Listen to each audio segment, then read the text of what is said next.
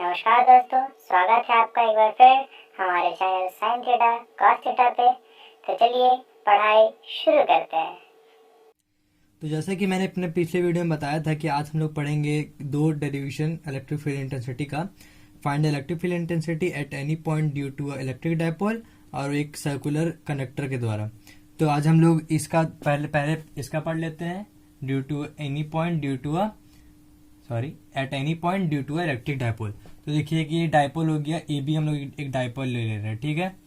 अब देखिए यहाँ पर एक बोला एनी पॉइंट, यहाँ पर एक पॉइंट के है, यहाँ पर एक पॉइंट के है और ए बी का मिड पॉइंट क्या है, ओ है। ए बी का मिड पॉइंट क्या है, ओ है, ठीक है। तब ओ से यहाँ पर के की तरफ हम लोग एक लाइन ड्रॉ कर देते हैं। क्या कर देते हैं, एक लाइन ड्रॉ कर देते हैं, एक लाइन ड्रॉ कर दे रहे हैं, ठीक है।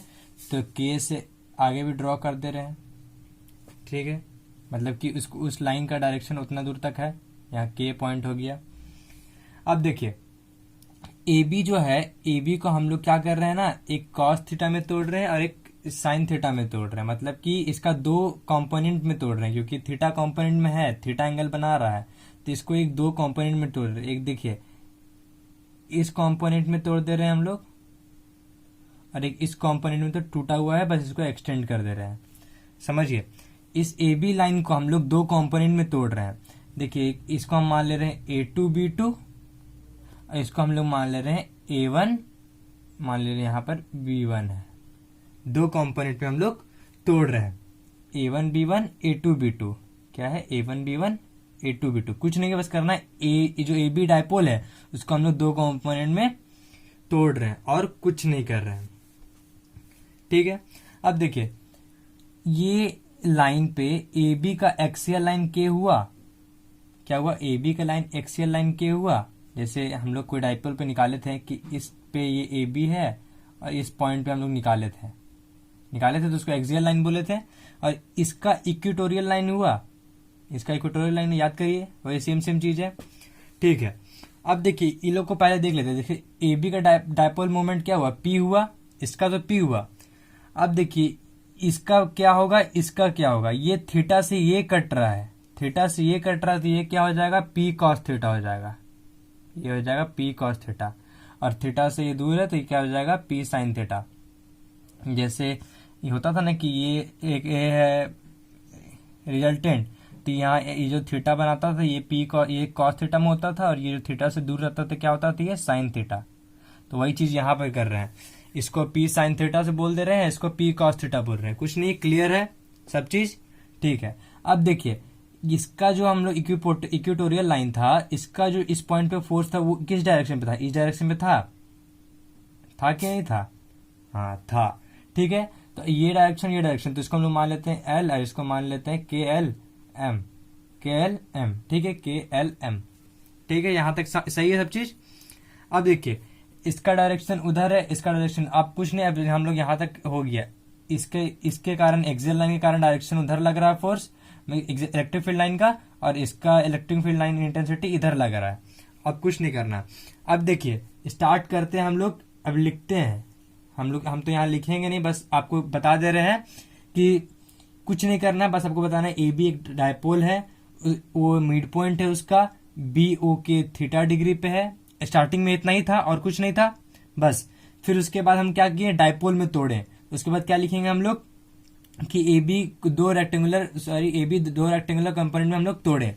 तो क्या लिख देंगे, ए बी दो रेक्टेंगुलर कंपोनेंट में तोड़े, जिसका एक A1B1 क्या हो गया, पी कॉस थीटा, और A2B2 हो गया पी साइन थीटा। और A2B2 जो है वो A1B1 के परपेंडिकुलर है। क्या है, A2B2 जो है A1B1 के परपेंडिकुलर है। देखिए परपेंडिकुलर है कि नहीं है, दिख रहा होगा, क्यों परपेंडिकुलर है तभी यहाँ पर ये लाइन लग रहा है, इक्वेटोरियल लाइन का ये लग रहा है हम लोग का लॉ, ठीक है। अब कुछ नहीं करना, यहां तक तो कर लिए। अब हम लोग को लिखना है इफ, जैसे ये A1B1 है तो इसमें E1 हम लोग ले ले, इलेक्ट्रिक फील्ड को E1 से डिनोट कर दे। If E1 is the electric field intensity due to A1B1 due to axial line of A1B1। यहाँ पर आप लोग तो यहाँ क्या हम ही लिख देते हैं intensity on the axial line of A1B1, line of A1B1। कुछ नहीं करना, बस ये लाइन लिख दी है। अब इसके बाद हम लोग क्या लिखेंगे, यहाँ देखिए E1 क्या है, एक्सियल लाइन पे। एक्सियल लाइन का फॉर्मूला क्या था, 2p बाई यहाँ पर 4 pi epsilon nought R cube, और यहाँ पर p cos थीटा है ना, A1B1 क्या है, p cos थीटा, इसलिए p cos थीटा लिख दिए। कोई डाउट नहीं है, क्लियर है सब कुछ। चलिए बहुत अच्छा। अब देखिए, अब हम लोग E2 निकाल रहे हैं। क्या निकाल रहे हैं, E2। ये E1 हो गया और ये हो गया E2। तो E1 का डायरेक्शन किधर हो गया, KL की तरफ, अलोंग KL। ठीक है, अब E2 निकालिए। E2 is the electric field intensity on equatorial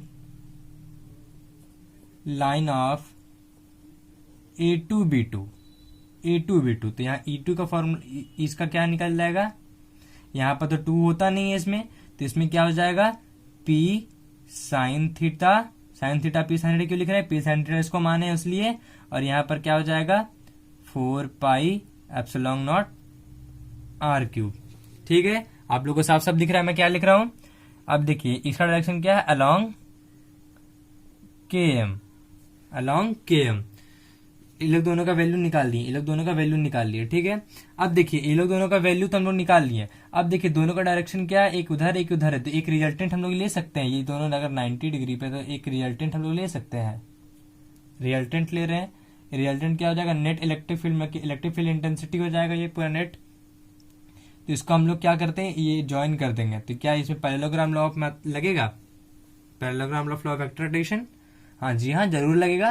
तो हम लोग इसको कुछ नहीं करते, बस E1 E2 का वैल्यू हम लोग यहाँ साइड में लिख देंगे इसको रफ करने के बाद। उसके बाद हम लोग parallelogram law of vector addition से इसको सॉल्व कर देंगे। तो हम लोगों ने इसका वैल्यू तो निकाल लिया था।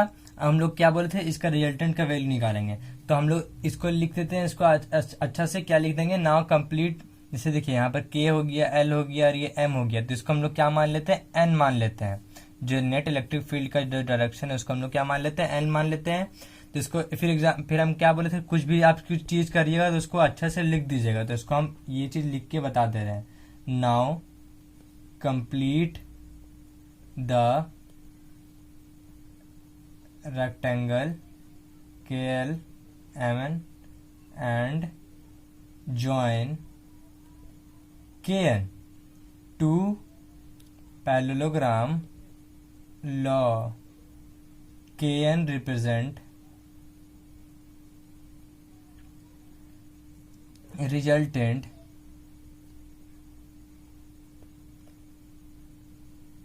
means that is electric field intensity E। यहाँ पर आप लोग नेट इलेक्ट्रिक फील्ड लिख सकते हैं। यहाँ पर समझ रहे क्या लिखे हैं, now complete the rectangle KLMN and join KN to parallelogram law. KN represent resultant that is net electric field intensity E। ठीक है, तब parallelogram law of vector addition लगा देंगे। तो इसका डायरेक्शन किधर है, KN की तरफ है, इसको हम लोग KN मान लेते हैं। इसको ये भी मान सकते हैं, जो मानना है आपको। ठीक है सर, तो इसको हम ये नहीं मानते, नेट इलेक्ट्रिक फील्ड ही मान लेते हैं। इसके बाद हम लोग क्या करेंगे, इसका देखिए जब ये नेट इलेक्ट्रिक फील्ड, तो यहाँ पर KL का स्क्वायर प्लस KM का स्क्वायर, ठीक है, प्लस 2KL KM cos 90, क्या हो जाएगा, cos 90 हो जाएगा। क्यों, 90 डिग्री इसलिए। अब देखिए KL का वैल्यू कितना है, KL का किससे रिप्रेजेंट किए थे, E1 से। तो इसका वैल्यू क्या हो जाएगा, 2p cos theta by 4 pi epsilon nought R cube का होल स्क्वायर, प्लस क्या हो जाएगा, P sine theta 4 pi E nought epsilon nought R cube by square, और ये जो जीरो हो जाएगा, क्यों, cos 90 का वैल्यू 0 होता है। अब इसको तोड़िए, P और ये तो बाहर आ जाएगा, P बाय 4 आर क्यूब, इसलिए बाहर आ जाएगा कि इसमें कॉमन लेंगे तो स्क्वायर में कॉमन आएगा, स्क्वायर में कॉमन आएगा तो रूट है तो बाहर आएगा तो स्क्वायर हट जाएगा। अब देखिए इसका स्क्वायर होगा तो कितना हो जाएगा, यहाँ पर हो जाएगा 4 cos square theta plus sine square theta.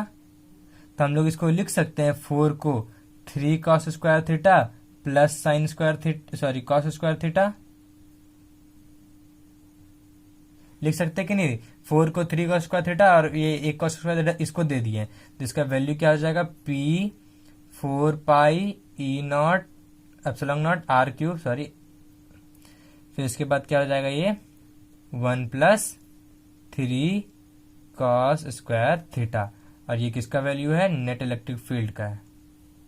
तो ये रहा आपका फॉर्मूला। तो ये रहा डेरिवेशन, बहुत ही सिंपल सा और बहुत ही इजी सा डेरिवेशन था। तो देखिए यहाँ तक तो हम लोग ने कर लिया था कि वो इलेक्ट्रिक फील्ड इंटेंसिटी हम लोगों ने निकाल लिया था। तो अब एक चीज और इसमें करना होता है कि जो 10 अल्फा होता है, 10 अल्फा वो किसके 1/2 टेन थीटा का दिखाना होता है हम लोग को, 1/2 टेन थीटा हम लोग को दिखाना था। अब देखिए अल्फा कहाँ हम लोग लेते हैं, अल्फा ये होता है, जैसे ये थीटा है तो ये अल्फा होता है, कि रिजल्टेंट जो है वो अल्फा एंगल में कटता है। क्या कटता है, अल्फा एंगल में कटता है।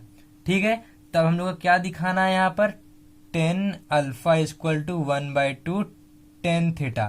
तो हम लोग क्या पहले मान ले रहे हैं, if angle N K L equal to क्या मान ले रहे हैं, अल्फा मान ले रहे हैं।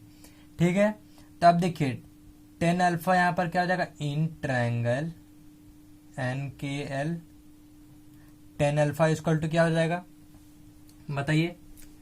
जैसे देखिए 10 अल्फा क्या हो जाएगा, परपेंडिकुलर पे क्या होता है, बेस होता है, तो यहाँ पर एन एल क्या हो जाएगा, परपेंडिकुलर, ये परपेंडिकुलर हो जाएगा, बेस कौन है, के एल है।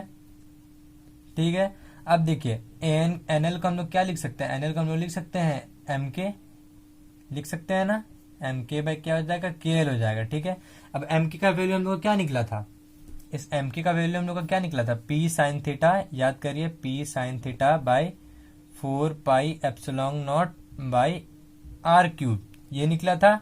और उसका निकला था के एल का क्या निकला था हम लोग का, 2p cos theta by 4 pi epsilon nought R cube. तो इसको उल्टा लिखना होगा हम लोग को, 4 pi epsilon nought R cube, और यहाँ क्या हो जाएगा 2p क्या हो जाएगा यहाँ पर कॉस थीटा। अब देखिए p कट जाएगा, 4 पाई ये सब, ये जो तीनों है ये कट जाएगा, एक दूसरे को सब काट देगा। अब क्या क्या बचा यहाँ पर, 2 नीचे बचा, 1/2। अब देखिए sign theta by cos theta क्या होता है, टेन थीटा होता है ना, और यहाँ पर क्या निकला हम लोग का 10 अल्फा। तो ये भी आपको एक चीज, जो इलेक्ट्रिक फील्ड इंटेंसिटी निकाले थे उसके बाद आपको यहाँ से यहाँ ये भी करके आपको दिखाना पड़ेगा। तो ठीक है, अब हम लोग यहाँ तक कर लिए, इसका ये चीज भी निकाल लिए। अब हम लोग बढ़ते हैं अगला डेरिवेशन की तरफ। तो चलिए हम लोग एक और डेरिवेशन कर लेते हैं। Electric field intensity at any point on the axis of a uniform charge ring. ठीक है, इस एक्सिस पे, यूनिफॉर्मली चार्ज रिंग पे, इस एक्सिस पे ये पॉइंट है, इस एक्सिस पे एक पॉइंट है, और इस पूरा सर्कुलर लूप के जो लग रहा है, सर्कुलर लूप में पूरा क्या है, यूनिफॉर्मली चार्ज है, सब में चार्ज है, पूरा यूनिफॉर्मली चार्ज है मतलब कि। तो इस पूरा सर्कुलर लूप के द्वारा इस पॉइंट पे इलेक्ट्रिक फील्ड इंटेंसिटी कितना निकलेगा, हम लोग यही निकालना है। क्या कुछ नहीं करना है, इस पूरे इलेक्ट्रिक लूप के कारण इस पॉइंट पे कितना इलेक्ट्रिक फील्ड इंटेंसिटी होगा, बस हम लोग को वही निकालना है। तो अब देखिए, इसे एक स्मॉल एलिमेंट हम लोग मान लेते हैं, क्या मान लेते हैं, सी, एक स्मॉल एलिमेंट सी मान लेते हैं, और उसका ये हो जाएगा ए बी हो जाएगा, डिस्टेंस क्या हो जाएगा ए बी, एक स्मॉल एलिमेंट यहाँ पर है। तो इसके कारण इस पे जो इलेक्ट्रिक फील्ड लगेगा डायरेक्शन, उस डायरेक्शन देखिए इस डायरेक्शन में होगा, डायरेक्ट लंबाई ये हो गया, रिपेल करेगा इस डायरेक्शन में हो जाएगा, क्योंकि यहाँ भी एक चार्ज यूनिफॉर्मली, यहाँ भी कोई चार्ज है प्लस चार्ज। ठीक है, तो देखिए इस पे जो डायरेक्शन लग रहा है वो क्या लग रहा है, इधर के डायरेक्शन की तरफ लग रहा है, ये हो गया रिजल्टेंट। तो ये इसको इसमें तोड़ेगा, इधर तोड़ेगा कॉस थीटा की तरफ, इधर किस में तोड़ेगा, साइन थीटा की तरफ। अब ये कॉस थीटा साइन थीटा इधर कैसे पता चलेगा, यहाँ पर क्या है, थीटा एंगल बना रहा है, तो यहाँ भी थीटा एंगल बनाएगा, अब यहाँ थीटा एंगल बना रहा, तो जो सटा हुआ रहेगा वो हो जाएगा बेस में और इधर हो जाएगा कि कॉस में हो जाएगा। तब देखिए यहाँ पर इस छोटा सा पार्टिकल के मदद लग रहा है यहाँ पर इलेक्ट्रिक फील्ड इंटेंसिटी, तो इसको हम लोग क्या मान लेंगे, डी मान लेंगे, ई नहीं मानेंगे। क्यों? क्योंकि छोटा पार्टिकल के कारण लग रहा है। और इसका तो यहाँ क्या हो जाएगा, डीई साइन थीटा, और ये क्या हो जाएगा, डीई कॉस थीटा। ठीक है। अब देखिए आर है, ये ए है, तो पाइथागोरस थ्योरम से क्या हो जाएगा, ये R square plus A square. यहां तक सब कुछ क्लियर है? ठीक है। अब देखिए ये जो सर्कुलर लूप है, तो आपको स्टार्टिंग कैसे करना होगा एग्जाम में, तो क्या लिखना होगा कि suppose a circular loop of wire of negligible thickness. क्या लिखना होगा, नेग्लेजिबल थिकनेस। ठीक है। उसका रेडियस आपको बताना होगा ए है, फिर उसका जो ये ओ से पॉइंट जो पी है इसका डिस्टेंस क्या है, O P equal to R है। और फिर जो ये देखिए ये सर्कुलर लूप है और ये एक्सिस है, तो ये परपेंडिकुलर, देखिए ये सर्कुलर लूप कैसे है, इसे एक सर्कुलर लूप है, तो ये सर्कुलर लूप है, ये ऐसे रखा हुआ है, तो जिसका परपेंडिकुलर निकलेगा वो तो प्लेन का, पेपर का प्लेन, मतलब कि इस बोर्ड का प्लेन में होगा, ऐसे में होगा। बस इसको तो हम बनाए हैं तो इस तरह दिखा रहे हैं, हम इसको तो ऐसे बना नहीं सकते।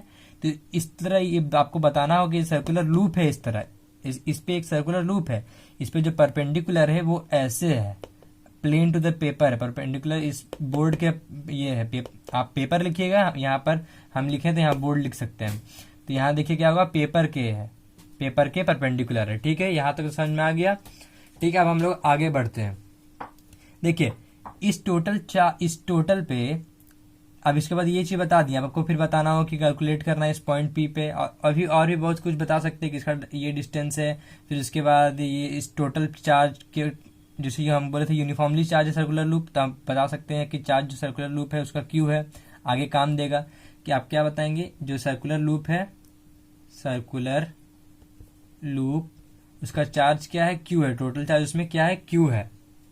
ठीक है। जब टोटल चार्ज क्यू है तो इस छोटा सा एलिमेंट डी क्यू में कितना चार्ज लगेगा बताइए। देखिए टोटल चार्ज क्यू है तो उसका रेडियस क्या है, 2 पाई ए, मतलब कि 2 पाई आर सर्कमफ्रेंस होता है, तो 2 पाई ए है क्योंकि उसका रेडियस ए है।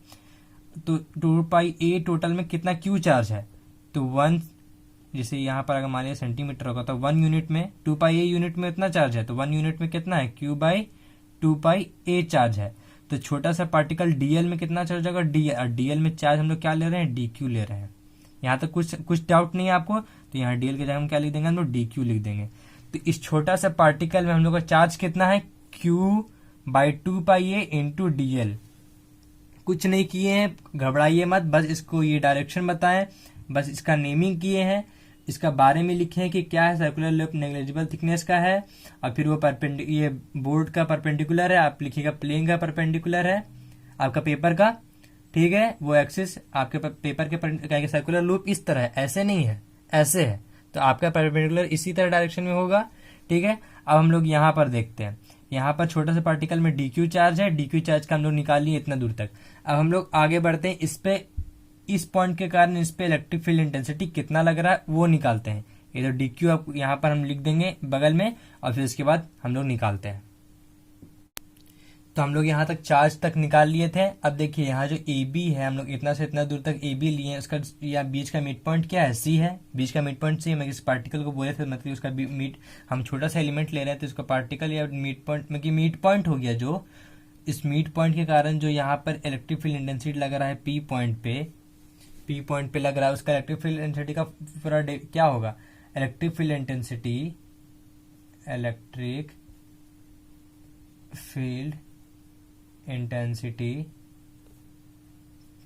Eight P due to A B. हम ए बी लिख रहे हैं, लेकिन पॉइंट सी के कारण लगेगा कि हम पूरा एलिमेंट को ले रहे हैं, बस यहाँ सी को कंसिडर कर रहे हैं। ए बी इज ई, क्या हो जाएगा यहाँ पर, डी लिख रहे हैं, क्योंकि यहाँ डी लिए हैं, क्या पहले ही बोले थे छोटा एलिमेंट के लग रहा है, इसलिए यहाँ डी लिख दिए। अब देखिए यहाँ पर के हो जाएगा, के हो गया इसका, और इसका क्या हो जाएगा, डी क्यू बाई Cp का स्क्वायर। अब ये कैसे हुआ, फॉर्मूला क्या होता है इलेक्ट्रिक फील्ड इंटेंसिटी का, E इक्वल टू के क्यू बाई आर स्क्वायर, इतना होता है।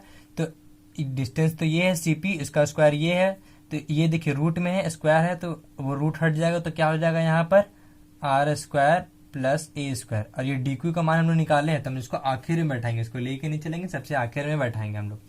अब देखिए इसके कारण तो इस पॉइंट के कारण तो यहाँ पर इतना लगा, वही अगर इस पॉइंट को हम लोग यहाँ लेंगे, इस पॉइंट तो हो गया, अगर एक पॉइंट यहाँ हम लोग ले रहे हैं स्मॉल एलिमेंट, तो इस स्मॉल एलिमेंट के कारण भी यहाँ पर ऐसे फोर्स लगेगा। इसका भी एक डायरेक्शन यहाँ डी साइन थीटा होगा और एक डी यहाँ पर डी कॉस थीटा होगा, तो साइन थीटा कैंसिल होगा। उसी तरह हर एक पॉइंट पे लगेगा, हर एक पॉइंट से लगेगा, तो हर एक साइन थीटा कैंसिल हो जाएगा, सबका ई कॉस थीटा का डायरेक्शन क्या हो जाएगा, इस डायरेक्शन की तरफ हो जाएगा। तो इसको आपको बस यहाँ पर वर्ड में आपको लिखना होगा फॉर अ पॉइंट, जैसे इसके बाद आप लोग जो डी लिखे हैं, ये जो डी लिखे हैं, तो इसको आप ये चीज हम तो ये लिख रहे हैं, लेकिन इससे पहले आपको एक लाइन लिखना होगा, चलिए वो भी लिख देते हैं हम, नहीं तो आप एग्जाम में भूल जाइएगा कि जो डी है इसको हम लोग क्या कर रहे हैं, डी कैन बी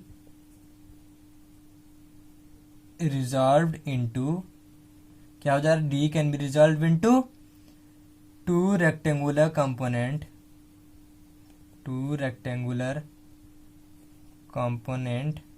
एक हो जाएगा डी कॉस थीटा, ठीक है, और एक हो जाएगा डी साइन थीटा। आप सबका डायरेक्शन भी दे सकते हैं कि ये पी अलोंग, इसको आप यहाँ वाई मान सकते हैं, इसको एक्स मान सकते हैं, तो यहाँ एक्स को बोल सकते हैं पी एक्स के अलोंग है, ये वाई पी वाई के अलोंग है, ठीक है। तो अब देखिए इसका हम लोग बता दिए कि कंपोनेंट डी कॉस थीटा और एक डी साइन थीटा है, यहाँ तक हो गया। अब हम लोग क्या कर रहे हैं कि एक पॉइंट को यहाँ ले रहे हैं, तो ये डायरेक्शन हो जाएगा, फिर एक पॉइंट को यहाँ लेंगे, सबका तो हम लोग अलग अलग निकाल नहीं सकते हैं, तो एक ही बार हम लोग स्टेटमेंट में लिख देंगे कि सबका पॉइंट अगर हम लोग एक दूसरे से मैच करेंगे, जैसे इसका अपोजिट में ये ले रहे हैं, अगर हम लोग यहाँ लेते और यहाँ लेते हैं, तो उसमें भी दोनों ई साइन थीटा एक दूसरे को कैंसिल कर देता और ई कॉस थीटा एक ही डायरेक्शन में होता। तो सबका एक ही स्टेटमेंट हम लोग लिख दे रहे हैं, फॉर अ पॉइंट डायमेट्रिकली, समझ रहे हैं डायमेट्रिकली का मतलब, डायमेट्रिकली अपोजिट एलिमेंट्स, ठीक है, component, opposite element component of electric field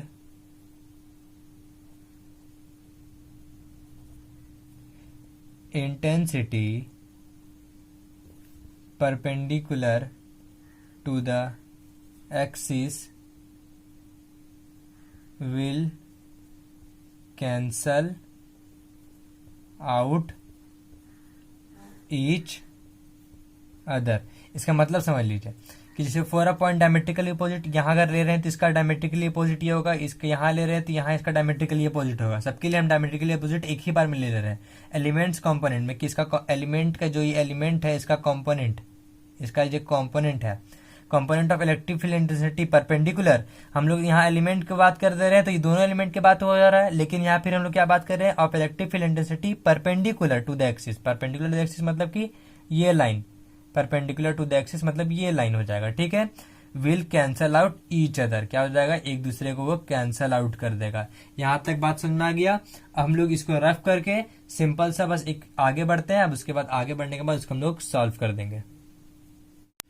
तो अब देखिए आगे, जैसे देखिए अब हम लिखते हैं फिर समझाते हैं। जैसे ये नेट इलेक्ट्रिक फील्ड ये हो जाएगा, इसका sigma D E cos theta. अब ये क्यू लिखे, देखिए जो ये नेट इलेक्ट्रिक फील्ड है वो सारा तो डायरेक्शन इधर ही हो जा रहा है, सबका डायरेक्शन यही हो जा रहा है, तो सबका सम क्या कर रहे हैं, सबका सम डी कॉस थीटा। आप समझ लीजिए सिग्मा का मतलब सबका हो गया, सबका डी कॉस थीटा का सबका सम पूरा सर्कुलर लूप का सिग्मा डी कॉस थीटा हम लोग लिख दिए। अब देखिए सिग्मा डी कॉस थीटा है, तो डी का वैल्यू क्या निकाले थे, K Q by R square plus A square, नीचे देख सकते हैं बगल में आप लोग, यहाँ देखिए, फिर देखिए यहाँ के क्यू आ गया, सॉरी यहाँ पर के क्यू नहीं था, यहाँ क्या था, के डी क्यू था, यहाँ पर क्या था, के डी क्यू था, ठीक है। अब देखिए कॉस थीटा का वैल्यू, कॉस थीटा का वैल्यू क्या हो जाएगा, थीटा ये है तो बेस बाय हाइपोटेनियस, तो क्या हो जाएगा R by R square plus L का स्क्वायर, ये हो गया। अब देखिए इसमें कौन वेरी कर रहा है, यहाँ पर क्या कौन वेरी कर रहा है आप लोग देख सकते हैं। यहाँ पर देखिए पहले इसको हम लोग क्या कर रहे हैं, इसको स्क्वायर अलग लिख देते हैं। जैसे देखिए के डी क्यू का वैल्यू क्या हो जाएगा यहाँ पर, D Q 2 pi A into D L, ठीक है। और इसका जो यहाँ पर है R square plus A square, यहाँ क्या है इंटू में है, अलग अलग लिखने बोले तो अलग अलग लिख दे रहे हैं। अब देखिए फिर यहाँ पर आर है, यहाँ पर ये है R square plus A square. यहाँ तक क्लियर है, कुछ नहीं किए हैं, बस डी क्यू का वैल्यू हम क्या किए हैं, बैठा दिए हैं।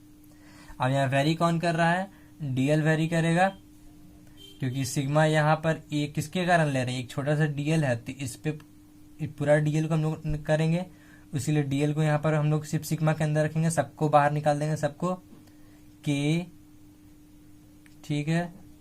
यहाँ पर क्यू 2 पाई ए और ये हो जाएगा आर बाई यहाँ पर R square plus A square का तो √3 में यहाँ 3/2, क्यों यहाँ 1 है और यहाँ पर 1/2 है, तो ये 3/2 हो जाएगा। और यहाँ क्या लिख देंगे, सिग्मा डीएल। सिग्मा डीएल क्यों लिख रहे हैं आप लोग समझ में आ रहा है, क्योंकि एक छोटा सा पार्टिकल के लिए थे तो डीएल था, अब सबके लेंगे तो सबके लिए सिग्मा डीएल लेना पड़ेगा, और कुछ नहीं किए इसमें सिग्मा डीएल। तो ये सिग्मा डीएल क्या वैल्यू हो जाएगा, 2 पाई ए, पूरा सिग्मा डीएल का 2 पाई हो जाएगा, 2 पाई ए इसको काट देगा, क्या करेगा 2 पाई ए इसको काट देगा,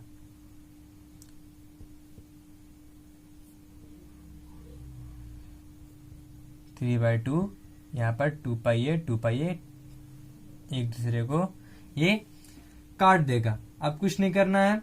अब देखिए जैसे के क्यू क्या निकल गया, यहाँ पर ये चीज निकल गई। अब देखिए इसको हम क्या करते हैं, इसको यहाँ पर रफ करते हैं, हम लोग एक स्पेशल केस ले लेते हैं। क्या करते हैं, स्पेशल केस ले लेते हैं।